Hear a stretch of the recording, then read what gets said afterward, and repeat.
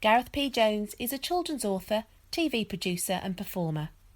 His book The Considine Curse won the Blue Peter Book of the Year in 2012, and he has since written a number of book series, including The Dragon Detective Agency, Ninja Meerkats, Steampunk Pirates and Pet Defenders, as well as a large number of adventure and supernatural titles. He's a firm favourite in schools, with his trusty ukulele and piano tunes accompanying his stories. Gareth has kindly agreed to become the patron of Just Imagine's new book club, Ha Ha Boing, and he recently met with Nikki Gamble to talk about humour in children's books, plus, of course, giving us a few songs along the way. I'd really like to know whether you think of yourself as a funny writer. Yeah, I think of myself as a funny person. I think I'm funny, basically. Whether other people agree with that is up to discussion. And I make myself laugh all the time, and then what I try to do with my writing is try and make other people laugh, with varying levels of success. And as you're writing, do you ever laugh at the jokes that you put into your books? I do laugh at the jokes. I also laugh at, because it's not just jokes you laugh at, is it? I laugh at something, mostly it's the dialogue. If you can find the right character and the character starts talking and the character starts saying things which make you laugh, then that tends to be the point. You'll see me chuckling in a cafe to myself. Great. So we've established that you don't mind me calling you a funny writer. No, that's funny ha-ha is fine. Funny peculiar is fair enough as well. Okay. In that case, what I'd like to do is really to explore some of the humour in your books. I'd like to start with some of the novels, actually. My favourite novels, Thornthwaite, Inheritance and The Considine Curse. And then the wonderful Death or Ice Cream. I wonder, perhaps let's start with Death or Ice Cream. Would you mind reading a bit for us? Fine, yeah, absolutely. So the book is 13 short stories that when you read them, you discover they aren't short stories, they are a novel. And the short stories are introduced by a poem. Would you like to hear the poem? Yeah, Poem goes brilliant. like this. Death or Ice Cream. Death or ice cream, which one, my friend? I said to the waiter, which do you recommend? The waiter replied, now I'm sure I can't say, but I'll give you my thoughts about that. Anyway, ice cream's refreshing and melts on your tongue. It's sweeter than death, but it won't last as long. Ice cream is perfect for ending a meal, but if you want endings, death the real deal. The thing is, with ice cream, you don't have to eat it, but you can't deny death. You can fight, but not beat it. It won't come with sprinkles or strawberry sauce. Death's not a pudding, it's your final course. I looked at the waiter and then understood when I noticed the scythe, the cloak, and the hood. It's time for the bill, said his calming voice, and I knew death or ice cream wasn't a choice. I can't even listen to that without a broad grin on my face. But that's not the case for everybody. Different readers can find humour in it and some can't. Why do you think that is? I don't know. I mean, death is one of those subjects which, firstly, it's something which will affect all of us. I don't think this is breaking news to say we're all going to die. And some people say, well, that's a bleak thing, because sometimes I say that in schools, and I don't think that is a bleak thought, because I think, to me, the fact that we're all going to die and we all have a best before date just means that it's down to us to make the most of our lives until that point. And so I'm not scared of the idea of talking about or embracing death in children's literature. But this isn't always the case. When I wrote Thornthwaite, when I first came up with the idea for the Thornthwaite Inheritance, the idea was very simple. A pair of twins trying to kill each other. And I wrote that down on a piece of paper, a pair of twins trying to kill each other, and I sent it to my editor, and I had a good old school editor who just said yes, rather than I'll now take that to the committee. But she said yes, write that book. And I wrote the book, and then I wrote it just following the logic of that idea, of that very simple pitch. And what happens with my writing is, whatever I'm writing, I think I'm naturally inclined to be light and fluffy and silly and funny, and therefore I think when I get darker, heavier subjects, I think it tends to work better for me, because there's a balance there between the two things. And so I followed the logic of that, and then I wrote this book about a pair of twins trying to kill each other, and then I realised I had to go into schools and talk about it. And I stood in front of an assembly and said, almost embarrassed, and I've got this book about a pair of twins trying to kill each other. And suddenly all of the eyes went wide, and there was a tangible moment and that hit me, and I realised there was an appetite, and it wasn't something I'd been particularly aware of. I didn't sort of go into the writing of that book thinking, this will appeal to this generation. But actually, it's fascinating how that book continues to sell and how people continue to be interested in it. I find absolutely interesting about why children are interested in death and why they're not scared by it and why they're not intimidated by it or scared by these subjects as we are. Do you think that the humour in books like that or in films or anything like that, it's less frivolity and it's more about releasing tension? Is that what it does? I think that's partly true with all humour. I think humour has to be an unexpected thing. I think that's what makes people laugh. Something which you weren't expecting. If you are expecting it, you groan. You go, oh, it's that joke again. If it's an unexpected thing, then you laugh because you're expecting it to go one way and it goes the other way. And it's the same thing with murder mystery stories. You expect some misdirection. You need to be kept on the edge of your seat. So yeah, absolutely. I think those two things are very connected. I know that when you go into school, you tend to have a song attached to every single one of your books, but you do have a song for Death or Ice Cream, don't you? And I'd love to hear some of that. Absolutely. Well, this is my ukulele. This is my tenor ukulele, and I'll give you a bit of the song. It usually begins with the audience doing this. They go like this: Death or ice cream, death or ice cream, death.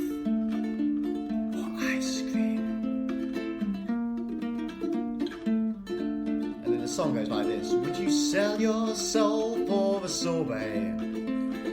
How can that be wrong? The soul is an abstract concept anyway, and sorbets taste good on the tongue. The man who's asking is waiting by the gate, wearing a bright white grin.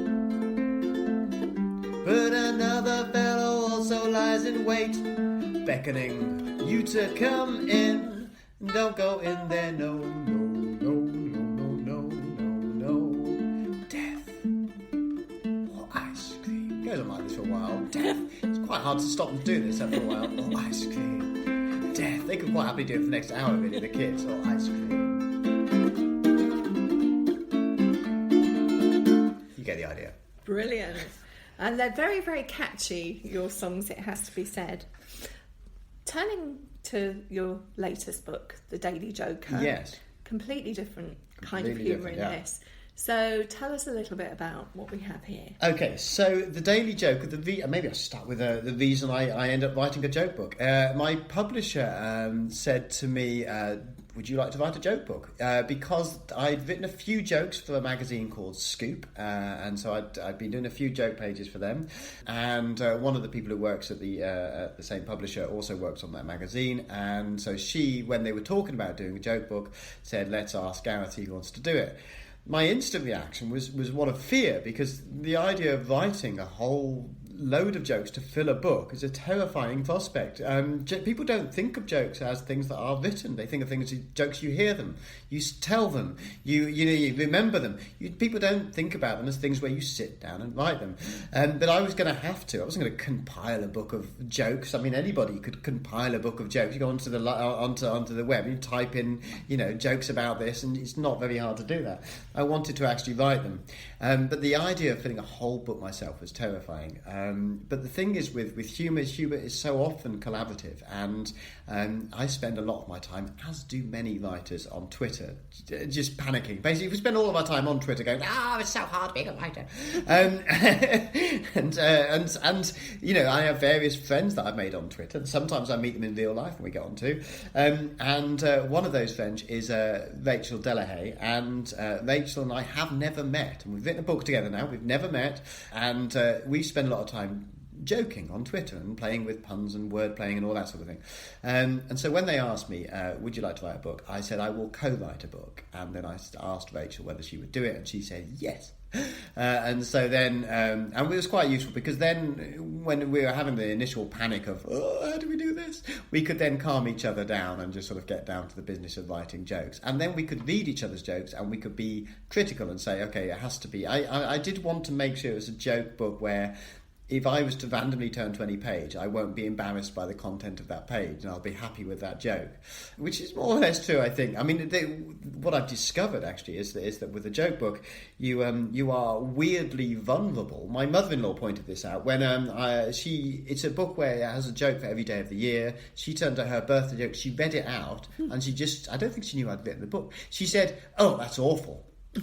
And I said, "Okay, this is what mother-in-laws are for, bring you down to earth." And then I sort of said, "Oh, I wrote the book." And she said, "Well, it's still awful." And you can't do that with a novel. You can't read just one sentence and go, "Oh, this is a terrible book." You have to read the whole thing. You have to read the whole thing. What was the joke, by the way? I'm not telling you the joke. Not telling you the joke. Okay. No. It's too upsetting a memory for me. Okay. Do you have a favourite joke in there? The thing is with jokes, it's very it's a personal thing, and I don't tend to read many of these out. This one, I really like this one, and I know a lot of people don't. Why doesn't Doctor Who like jam? Is it something to do with the TARDIS? So you're doing that classic thing of trying to figure out the answer. I This am. always have to tell kids, Oh, no. you're not supposed to try and figure out the answer with jokes. People, yeah. Okay. But also, it's impossible to figure out the answer because the answer is because it's jam, and who doesn't like jam? I mean, it's sort of nonsensical, but that's why I like it. Yeah. When I first wrote all these jokes, I wrote them all, and I'd written about 100 jokes, and then I just sort of, and they were in various states of how happy with them I was, and I thought I just need to try them out. So I got my wife and my son to come and sit with me, and I read out all of my jokes. And my wife, who's a harsh critic of my jokes, sort of sat there, "Oh God, another joke." My son sat very quietly listening. And my son very rarely laughs at jokes. He certainly very rarely laughs at my jokes, but he does like this joke book, and he's reads them back to me sometimes. But he listened to every one of my jokes that I'd written, and then he went quiet. And then at the end, he said, "Okay, I've got a joke." And I said, "Okay, Abby, what's your joke?"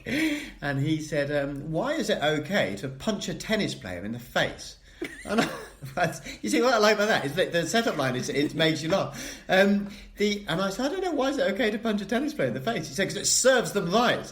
and I love that because one, he'd got the idea. What we're doing with these sort of jokes, with the sort of jokes that you give to children, are wordplay jokes. They are jokes where you explore the elasticity of language, and he'd got that, and he'd got that serves them right is an idiom that then he could take out of context and that tennis players serve, and he created that joke.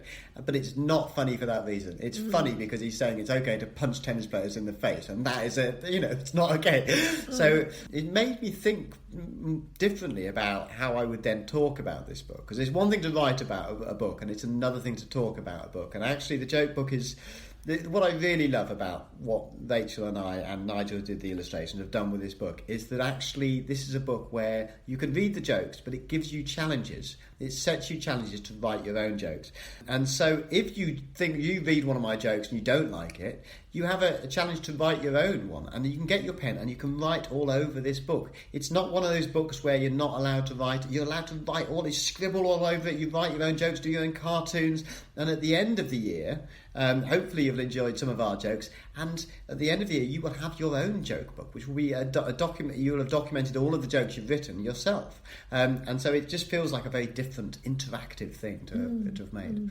I know you feel quite strongly about the kind of linguistic demands of jokes, and also that teachers should not look down on these, that this is an opportunity that we could use in the classroom, providing we don't destroy children's enjoyment of the joke. Though. Do you want to say a bit about that? It's a fine line to walk, isn't it, between actually using jokes and then just killing all of the jokes. And I think what I noticed when I was writing them is partly because they are mostly, they're not all, but they're mostly wordplay jokes. And actually, as soon as you do that, you realise that what you're doing is all of that spag stuff, all of that linguistic stuff that teachers have to teach. Now, most authors, and I've heard lots of authors, are very anti having to teach all of that grammar side of things. And I understand that, and I totally, with that opinion, but that isn't very helpful to those who do have to teach it. So then I started thinking, well, of course, with a joke, you're using homonyms, you're using homophones, you're using homographs. All of these words where instantly your eyes are glazing over, going, oh my gosh, I don't want to hear all these linguistic terms. I had a joke, which, isn't the world's greatest joke, but how did the fronted adverbial go to the party? Suddenly he went to the party. It's not a great joke, but it teaches you what a fronted adverbial is. I did a few jokes. I was writing some articles for the TES and things like that about, subordinate clauses, which of course are Santa's elves. They're all subordinate clauses, aren't they? It's all those sort of things. And so, I've just got it. You just got it. I know. I just watched your clauses. There we are. That's because I didn't present it as a joke. I deconstructed it and gave you all the bits of the joke rather than the whole thing. So yeah, so I've been thinking a lot about those things. I didn't hugely think about them when I was writing the jokes, but when we were writing the challenges, we then started realising that, of course, this is what you're asking people to do, and it's not just about all of that linguistic stuff, which whether you love or hate or whether it is, personally, I quite like all the linguistic stuff, but then I'm 44, I'm not 7, so it's a different thing for me. And actually, what the joke challenges will do, they'll say you're sitting in a car, instead of going, are we there yet? Are we there yet? Are we there? Look out the window and look for a funny name of a funny road sign or a funny name of a city that you can turn into a joke. Can you do something with Manchester? Can you do something with any sign, anything you see? Can you see something and you can turn it into something funny, which is the sort of things I would have done as a child, and lots of people would do. They'd look for that, the subtleties, the nuances in language. And it's the sort of thing you do when you're a writer, whether you're a poet or whether you're a novel writer or whether you're a joke writer. It's all about looking at language and then trying to look at it ever so slightly differently and from a different angle and trying to find the humour in it. Mm-hmm. And that is all educational stuff. This is all, absolutely, it's absolutely... It isn't frivolous or silly, but hopefully the end product is something frivolous, silly and funny. Yeah. Even that kind of humour that some people might think of as being frivolous or even puerile, all the toilet humour, the bums and the so on.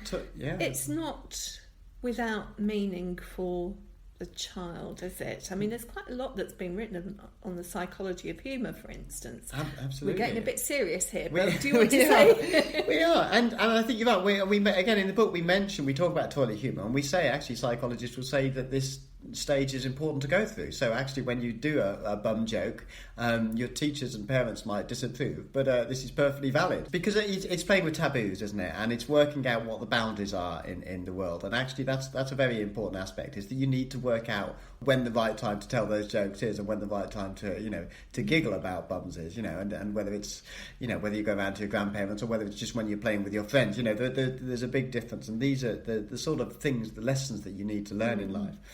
The other thing that really occurred to me when I was writing the articles about it rather than the book itself was that I started thinking about, well, of course, children tell jokes before they know they're telling jokes, because adults will often say, children's jokes aren't very good, are they? They don't know what they're doing. And I say, well, actually, no, you're wrong about that. The jokes that are good are the ones that you didn't consider jokes. So when your little child makes a mistake and says something wrong, or they misunderstand a word, and they say it out loud, and the adults will all laugh. And you see the kid looking at them going, why are they laughing? And the kids realise, I'm funny. Why am I funny? Why is this funny? And they're almost, actually not almost, they are learning language through humour. They're learning those subtleties and differences of language through the fact that people are laughing at something, even though they didn't intentionally tell us a joke. I suppose you could argue it's not a joke, it's not intentional, but I don't think that's right. I think actually children are telling jokes before they know they're jokes. It's interesting. One thing that we haven't touched on, because I think we've mainly been thinking about children and humour, is that humour is also a survival tactic. It totally is, and I think I often say this when I go to schools. I say actually the on your dark, I say you'll laugh every day. Hopefully you will laugh every day. Most of us laugh every day at various different things for various different reasons. But you, even on your darkest day, your saddest days, there will be laughter, and it will be the most important, and it will possibly be the funniest laughter, with the ones where you can't stop laughing, because actually it's a release, and just as it's important to cry, it's also important to laugh, and it's important to laugh. Sometimes it's important to laugh in an inappropriate way too. I think having taken us to that dark place, we need to bring the mood up again. Okay, yeah. And the best way to do that must be with a song. Okay, so can we have the song to do with the joke book? yeah, okay, let's see whether I can do this. So, when I started to write a joke book, people all laughed because they said my jokes aren't funny. I thought that's cruel. When I started to write a joke book, people said, what qualifies you to write a joke book? You're not a comedian. And I said, well, all these comedians who think they can write children's books. It's my revenge. Besides, so this is an explanation of why I've written a joke book. It goes like this.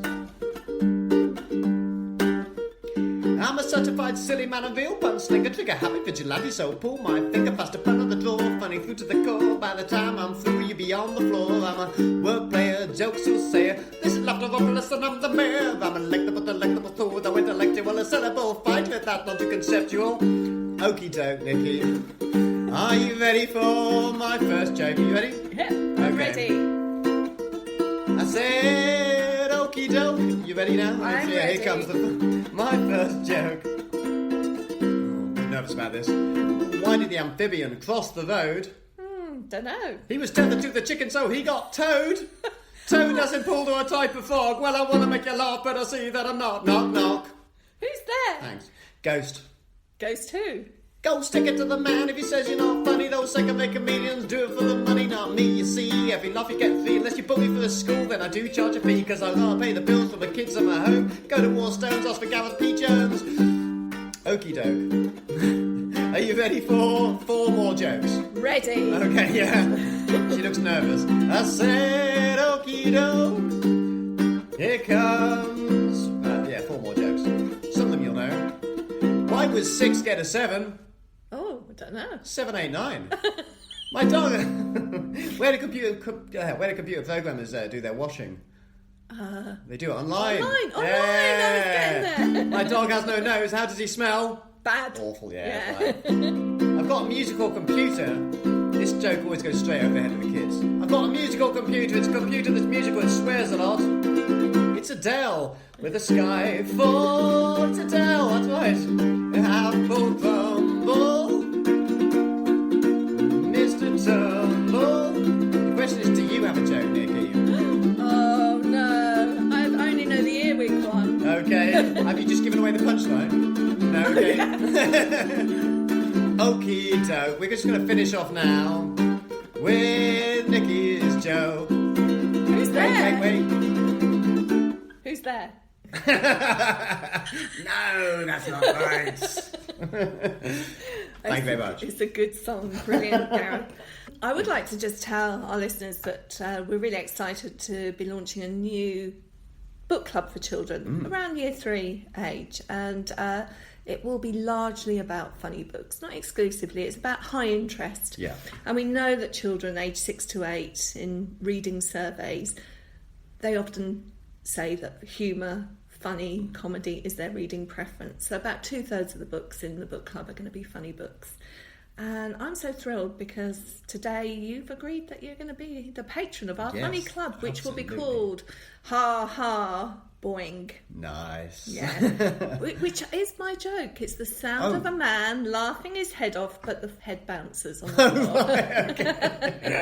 floor. Nice variation. It's good variation on a classic. Yeah.